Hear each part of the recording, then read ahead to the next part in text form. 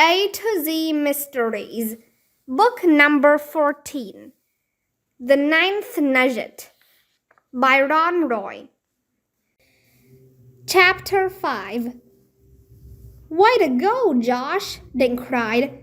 He and Ruth Rose gave him a double high five, while everyone else crowded around. That's the biggest nugget I've ever seen, Judd marveled. The nugget was as large as Josh's hand and almost as flat.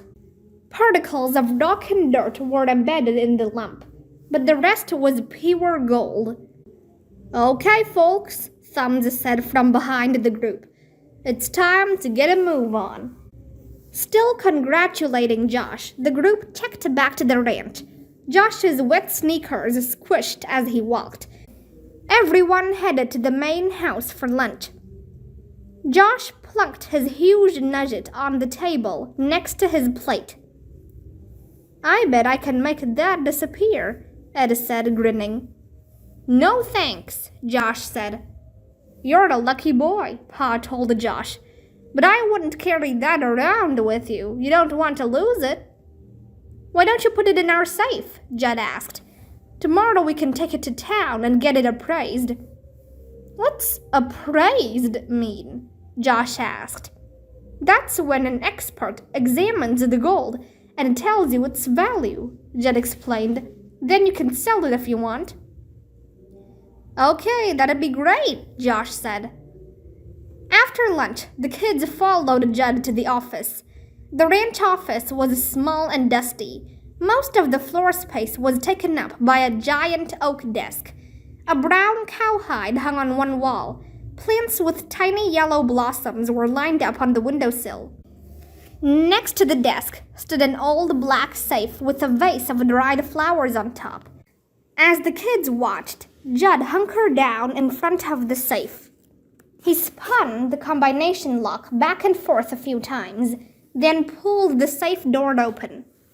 There you go, Josh. Your gold will be safe in our safe, Judd said, grinning. He moved some papers and a green accounts book to make room.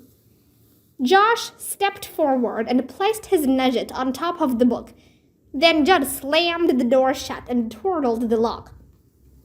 You all ready for that trail ride? Came a voice over Josh's shoulder. He turned to find Thumbs standing there with a toothpick sticking out one side of his mouth. Sure thing, Judd said. Ready, kids?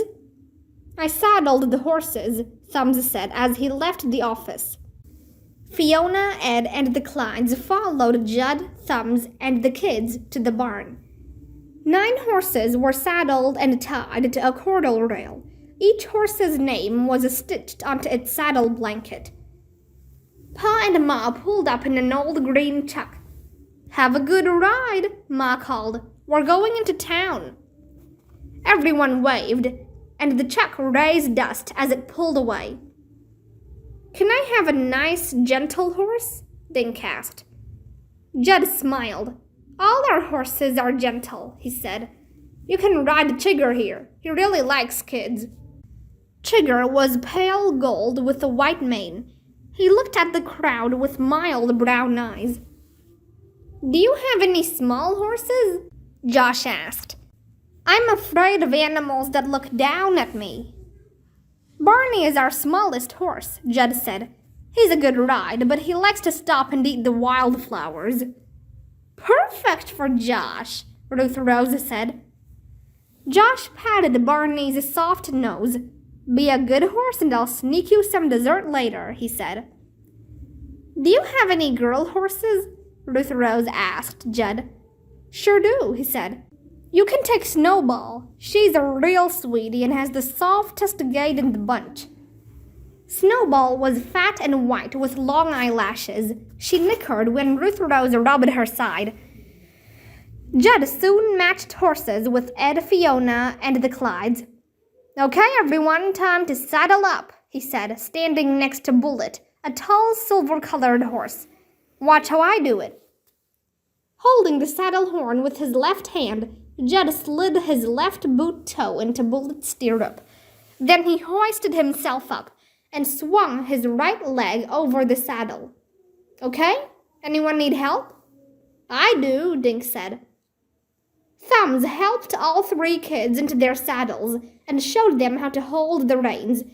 He had adjusted the stirrup straps to the length of their legs. Just then Ed yelled, "Out!" He was half in and half out of his saddle. His right foot was hanging out of the stirrup in an awkward position. Judd jumped off Bullet and ran over to help Ed get his foot untangled. "Are you all right?" he asked. "I don't know," Ed said. He took a step, then winced. His face was white with pain. "That really hurts. I think I sprained something." "You'd better get off that ankle," Fiona suggested. "Come on, I'll help you back to your cabin." "No, you go ahead, Fiona," Ed said. "I'll be fine." "Nonsense. I didn't really want to ride anyway," Fiona said. "I'll get some ice from Lulu." With Ed limping beside her, Fiona walked slowly toward the cabins. "Thumbs, would you mind staying behind to unsaddle Ed's and Fiona's horses?" Judd asked. "Then you can join us in the meadow." Thumbs nodded and began unsaddling Fiona's horse. "We'll ride in a line," Judd told the others. "Your horse will follow the one in front of him." "Who goes first?" Josh asked. "You do," Judd said. "Barney loves to lead the pack. Just touch his sides with your heels and he'll move."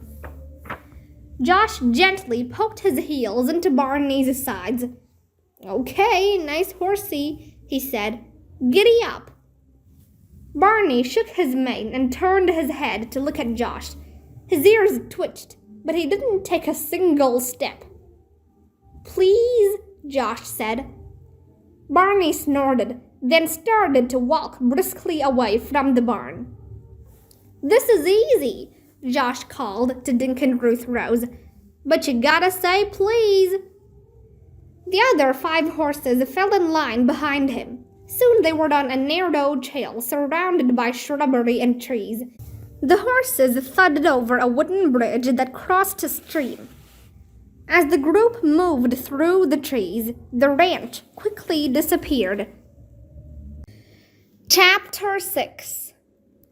The horses clip-clopped along in single file. Barney seemed to know where he was going, and the others followed. Judd, riding Bullet, was last in line. Soon the riders entered a meadow. A blue pond nestled among the wildflowers. Josh's horse stopped under a pine tree and began nibbling a patch of weeds. "We can let him graze here," Judd said. He helped the kids dismount, and the riders tied their horses where they could reach grass and shade.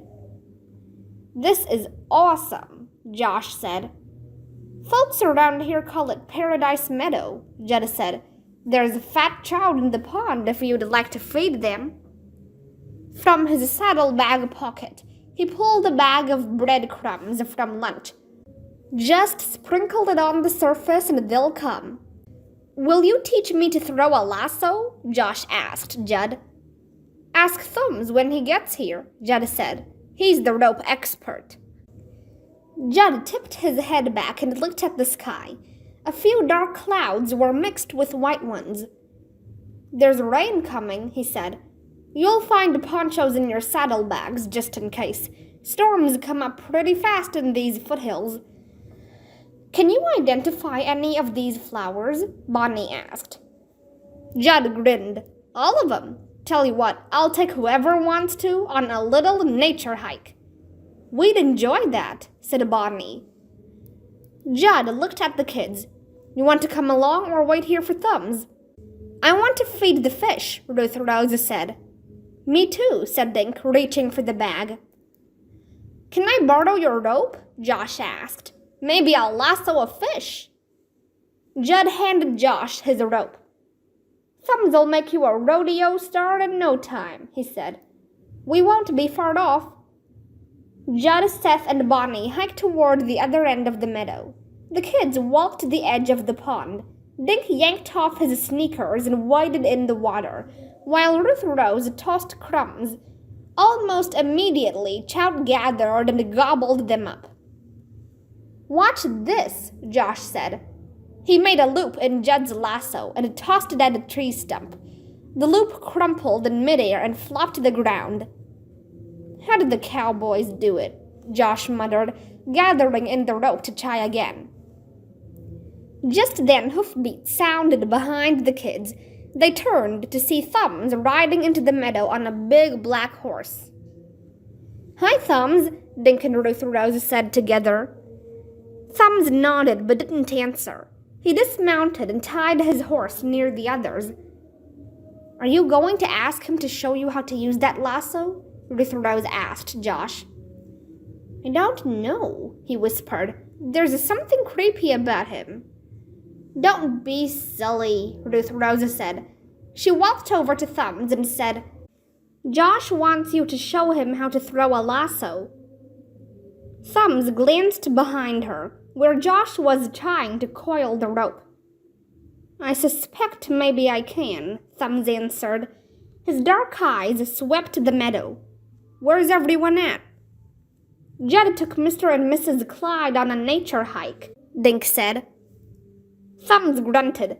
Then he walked over to Josh, took the rope, and quickly formed a large circle. He swung the loop over his head 3 times, then let it fly. The lasso whistled through the air and landed around the stump. "How'd you do that?" Josh asked. "It's all fingers and wrist," Thumbs said. He showed Josh how to hold the rope, just as Judd and the Clydes appeared. "Storm's moving in faster than I thought it would," Judd said. "We'd better head back to the ranch. Sorry to cut this short, folks." Overhead, the few dark clouds had formed a wall of thunderheads. They were blowing out of the north, casting moving shadows over the meadow.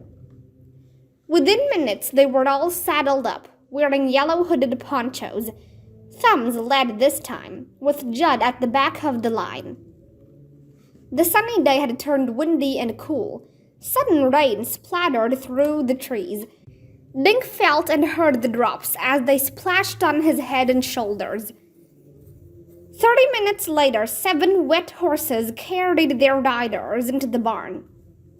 "I'll unsaddle Blackie for you," Judd told Thumbs. "Why don't you let Lulu know we're back so she can rustle us up some hot chocolate and cookies?" Thumbs jumped to the ground, handed Blackie's reins to Judd, and jogged toward the main house. The rain had almost stopped, and a stiff wind was blowing the clouds past. Everyone dismounted and led the horses into the barn. Suddenly, the dinner bell began to peal. "Why's Lulu ringing now?" Judd said. "It's nowhere near supper time." When the clanging didn't stop, Judd ran toward the barn door.